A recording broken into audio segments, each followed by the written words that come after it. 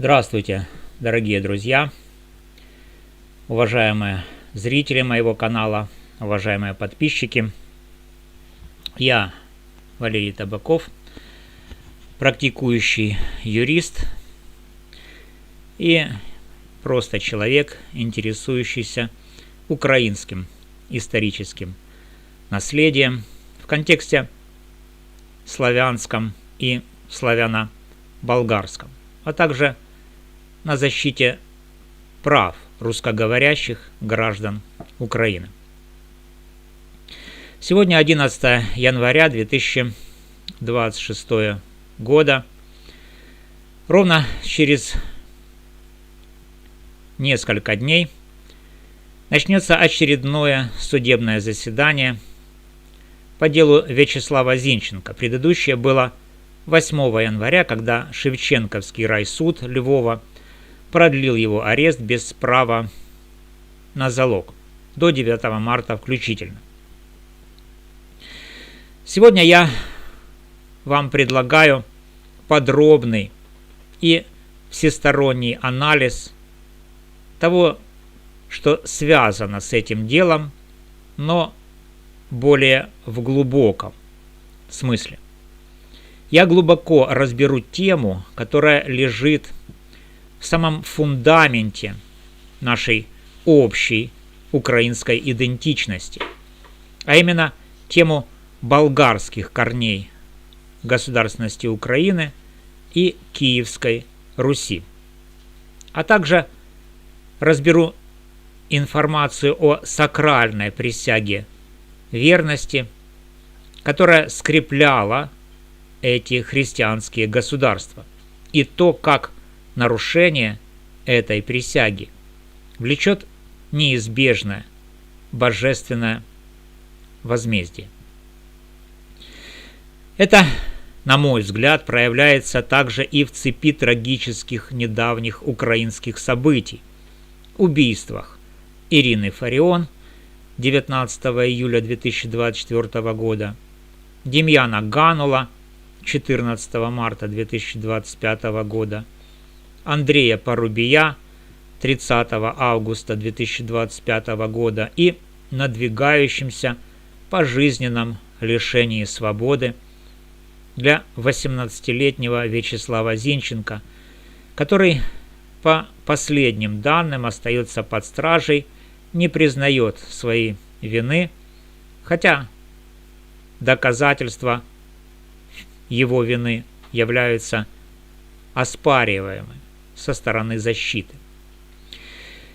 Но, друзья, сегодня я добавлю ключевой аспект для этой проблемы. И этот аспект усиливает мою позицию. Друзья, Вячеслав Зинченко сознательно перешел на украинский язык с 2022 года. Тем самым,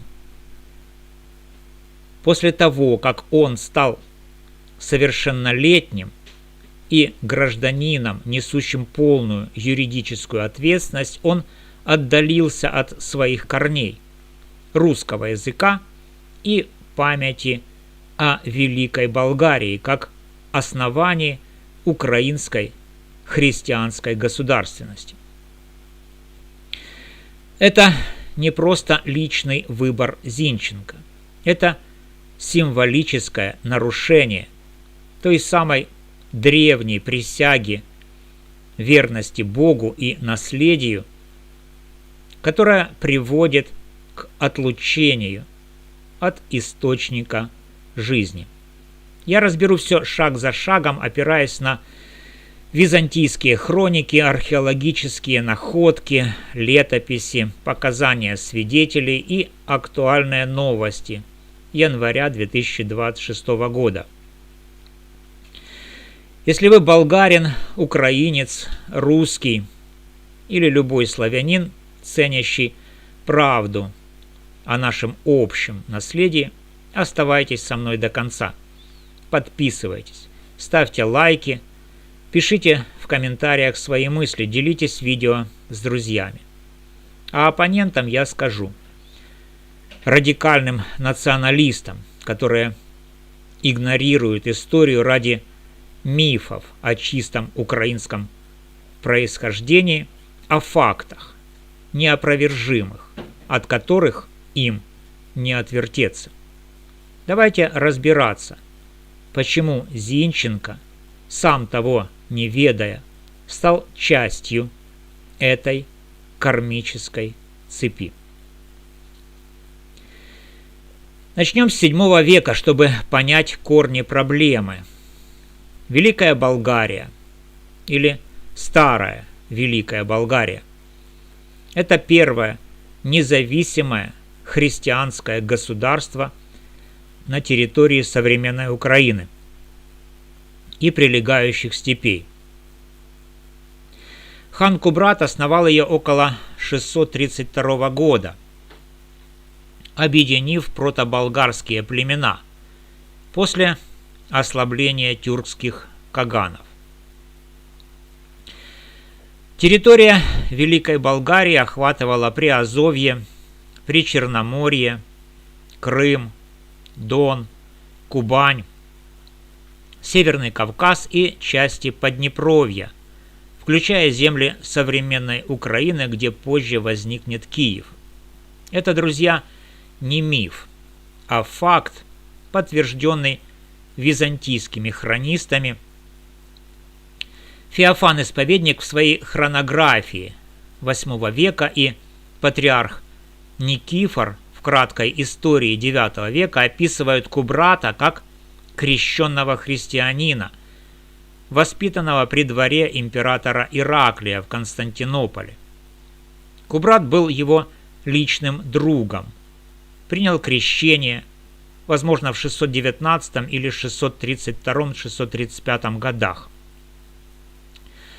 Получил титул патриция и сделал христианство элементом государственной идеологии. Великая Болгария – это не языческая степь, как твердят оппоненты из националистических кругов, а держава с сакральной присягой верности хану и Богу. Нарушение такой клятвы означало отлучение от источника жизни, духовную и физическую кару, аналогичную анафеме в позднем христианстве. Археология подтверждает все это на 100%. В 1912 году в песчаных дюнах близ села Малая Перещепино Полтавской области Украины нашли знаменитый Перещепинский клад. Сокровища Кубрата. 25 килограмм золота, 50 килограмм серебра. Золотые и серебряные сосуды с христианскими символами, кресты, изображения святых, перстни с номограммами, византийские монеты VII века с портретами Ираклия. Немецкий ученый Иоахим Вернер в 1984 году прямо связал этот комплекс с погребением Кубрата, а болгарские и украинские археологи, как в работах Олега Приходнюка, подтверждают христианский характер артефактов. Это не случайный клад. Это захоронение великого хана, крещенного христианина, который ввел присягу как религиозный обет. Оппоненты пытаются приписать его хазарам или кочевникам без религии, но факты, кресты, христианские мотивы говорят обратное. Пример из истории.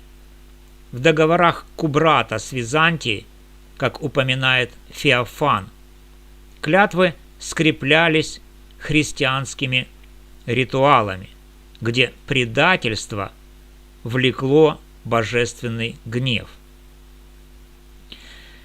Великая Болгария просуществовала недолго, до 665-670 годов, но ее наследие, христианская присяга, стала основой для последующих славянских государств, включая Русь. После смерти Кубрата хазары оккупировали Великую Болгарию. Выжившие болгарские племена мигрировали и в 682 году основали Киевскую Русь как прямое продолжение этого болгарского наследия. Факты неоспоримы. Официальный язык Руси – церковнославянский, староболгарский, письменность для которого создана болгарами, святыми Кириллом и Мефодием в IX веке на основе салунского болгарского диалекта для миссии среди славян. После 988 года церковнославянский стал языком государства Руси, языком церкви и письменности, как прямое наследие Великой Болгарии. Повесть временных лет, XI век, составленная Нестором Летописцем, полна болгарских влияний. Договоры Руси с Византией используют формулы из болгарских традиций, клятвы на кресте, Евангелие с религиозным смыслом. Присяга в этих христианских державах была священной. Нарушение – грех, анафема, отлучение от Бога, как источника жизни. Примеры из летописей. Русские воины клялись на Евангелии, а предатели карались казнью или изгнанием. Это та же традиция, что и в Великой Болгарии, где Бог – источник жизни, а предательство и забвение – путь к смерти. В 882 году произошел переворот. Варяжский князь Олег, прикинувшись купцом, подошел к Киеву и убил Аскольда, законного правителя, имевшего связи и преемственность от болгарских традиций. Аскольд и Дир правили Киевом до Олега. Аскольд крестился в Византии, подобно Кубрату.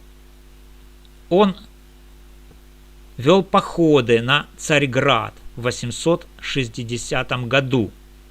И это ассоциируется с ранним христианством в Руси, которое описано в окружном послании патриарха Фотия. Летописи называют Аскольда блаженным, а его убийство – узурпацией болгаро-славянского наследия. Оппоненты кричат «Аскольд варяг», но византийские источники Константин Багрянародный в труде об управлении империей и польский хронист Ян Лугаш указывают на его местные, полянские, славянско-болгарские корни. Арабские географы, вроде Ибн Фадлана, упоминают болгарские элементы в ранней Руси. Таким образом, нарушение присяги, верности династии и Богу – это эхо, которое отзывается веками, включая его влияние на современные украинские события. Перейдем к нашим дням. Убийство и преследование – это, на мой взгляд, проявление той же цепи за разрыв славянско-болгарского единства. Давайте углубимся в случай Зинченко. интегрируя новый факт. По показаниям его отца Федора Зинченко в суде 27 ноября 2025 года Вячеслав говорил на русском языке, но после начала Большой войны в 2022 году начал переходить на украинский. Это сознательный выбор Вячеслава. После совершеннолетия Зинченко родился в 2006 году и стал 18-летним в 2024. Он стал гражданином полной юридической ответственностью и в таком состоянии осознанно отдалился от корней русского языка, который, напомню, является продолжением церковнославянского болгарского наследия.